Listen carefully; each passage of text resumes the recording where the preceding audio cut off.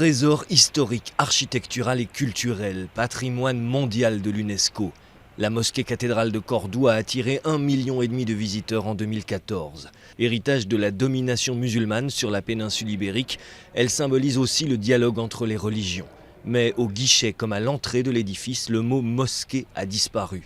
Une plateforme de citoyens accuse l'Église catholique de vouloir occulter le passé. C'est un préjudice pour Cordoue parce que cela touche à son plus important signe d'identité, parce que la mosquée cathédrale est le code génétique de la ville.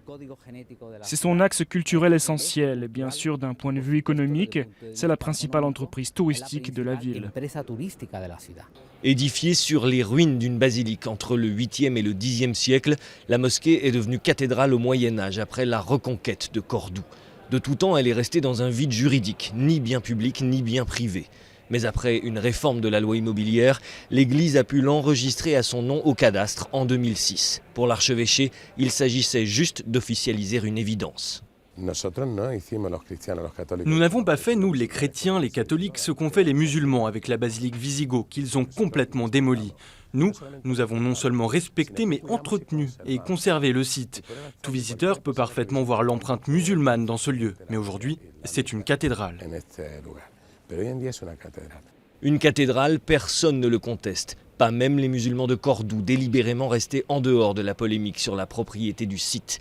Mais pour eux, il ne faut pas déformer l'histoire en effaçant le nom de mosquée.